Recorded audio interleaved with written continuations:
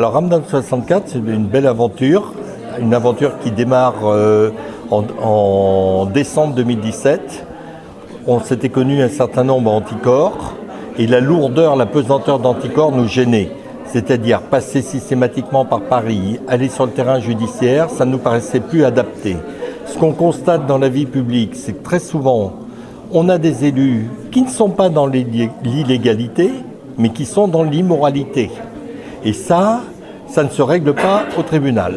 Donc on s'est dit qu'on allait jouer sur les médias, qu'on allait jouer en décernant des klaxons ou des harpes pour les élus méritants, pour les élus qui sont un petit peu en dehors des règles, et qu'on ait fonctionné. Et haute originalité de Ramdam, les 9 premiers mois, on a tourné à 9 personnes, sans chercher à recruter.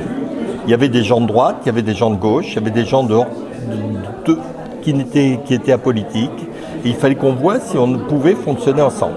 Alors c'est sûr qu'on a eu des belles engueulades, des belles discussions sur l'actualité, mais on s'est rendu compte que la moralisation de la vie publique était un terrain sur lequel on était unanime. C'est-à-dire qu'on a vu passer les affaires Borotra, les affaires Odile de Corral, on avait eu des élus aussi qui se sont fait prendre à la once. Et on s'est rendu compte que sur ce terrain-là, on arrivait très bien à fonctionner.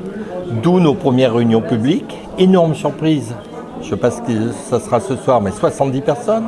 80 personnes, même je crois, une réunion, et puis beaucoup de gens qui ont tout de suite souhaité adhérer et tout. Comme on a senti que pour certains ça allait poser un problème, soit l'indisponibilité, soit l'envie de participer à la vie publique, on a créé un double statut.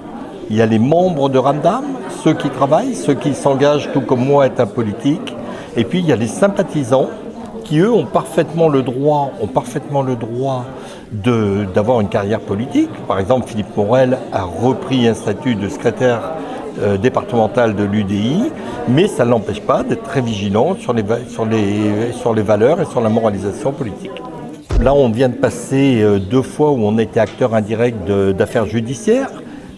Tu sais que je suis à l'origine du procès pour prise illégale d'intérêt contre Didier Borotra, Sophie Borotra et Françoise Potrizel, directrice de la Cité de l'Océan. On s'est retrouvés tous à Pau en cour d'appel et c'est vrai qu'on a assisté à un grand numéro où Didier Borotra a continué à soutenir qu'il n'était absolument pas au courant de l'engagement de sa fille. Alors le verdict sera fin août, on va voir. À la veille de son 82e anniversaire, j'espère que la justice va lui faire un beau cadeau d'anniversaire. Voilà. Et puis on essaie surtout d'avoir un rôle de poil à gratter.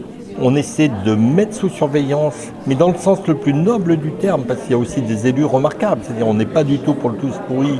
On essaie de mettre sous surveillance la vie politique locale. C'est très simple, quand on veut nous aider, on demande aux gens de suivre une ville, suivre ce qui se passe. Maintenant, la majorité des conseils municipaux sont accessibles sur Internet. Il suffit de les suivre, de regarder. Et à partir de là, c'est vrai que c'est une mine d'infos qu'on utilise. Et puis on dit pourquoi. Si on n'est pas passionné de moralisation de la vie publique, on est Ramdam 64. C'est-à-dire que nous, on essaie de discuter ce soir dans la salle. Il y aura des élus qui ont annoncé leur présence. Il y en a qui sont déjà là.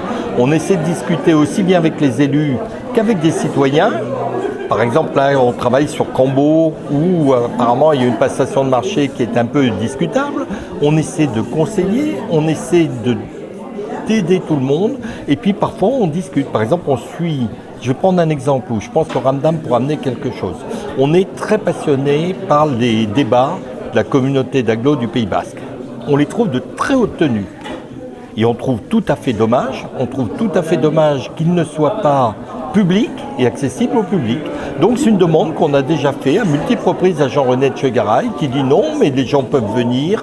On leur a dit ouais d'accord, vous habitez Mauléon, vous allez prendre une RTT pour venir sur la journée.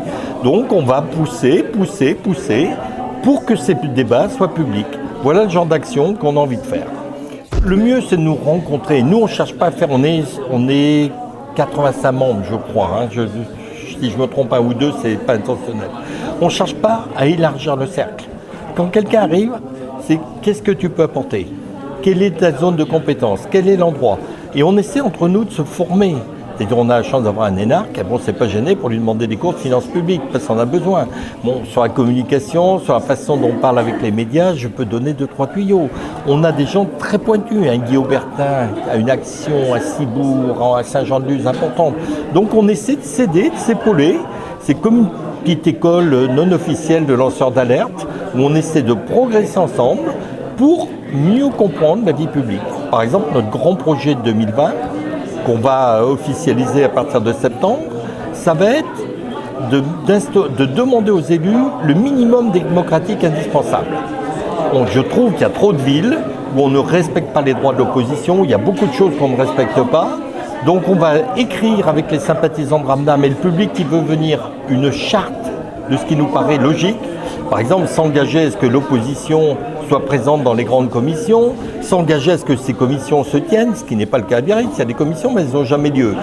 Et on va faire, sur les villes où on a du monde pour suivre, on va faire signer tous les candidats qui accepteront. Et bien évidemment, si un jour ils sont élus et qu'ils ne respectent pas la charte, on leur ressortira la charte. Donc voilà, c'est ce travail concret qu'on a envie de faire. Ce soir, c'est une réunion très technique, on mélange les deux. On a dans Ramdam des saltimbanques, comme moi, puis il y a des géomètres, des gens un peu pointus sur la vie publique. Donc ce soir, le sujet est en apparence aride. Les sociétés d'économie mixte, les sociétés publiques locales, les délégations de services publics. L'intérêt, c'est qu'on amène deux grands spécialistes. Virginie Landeverg, membre du conseil d'administration, qui était membre du conseil d'administration de l'Hôtel du Palais et de la Cité de l'Océan. Je parie qu'elle va avoir quelques petites choses intéressantes à dire. Et puis Jean-Pierre Laflaquière, qui lui est membre de l'AGLO et qui va expliquer sa vision d'un service public, comment on passe des marchés et tout. Donc tu vois, le débat est complètement ouvert. Guy Lafitte a dit qu'il viendrait. Je suis un peu sceptique, mais s'il est là, c'est parfait. Et on débattra entre nous en se disant ce qu'on a à se dire. Je pense que depuis 2017, il s'est passé beaucoup de choses. Quand j'ai lancé mon blog, je ne vais pas parler beaucoup de mon blog, mais Bisque Basque, à la limite, on se moquait de moi. On me disait, mais à la place de Venac, on ferait pareil. Je pense que la moralisation de la vie publique est devenue un sujet majeur. La transparence est devenue un sujet majeur. Les futurs candidats opposants à Venac s'engagent sur ce terrain. On verra s'ils le font ou pas. On sait bien que le premier mandat, on est vertueux, parfois le deuxième un peu moins, le troisième, on dit un autocrate parfait. On a eu quelques exemples à Biarritz. Mais oui, je pense qu'il y a un changement. Je pense qu'il y a une vraie demande.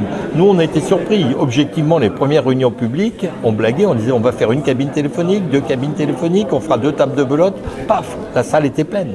Donc non, il se passe quelque chose, ça intéresse les gens.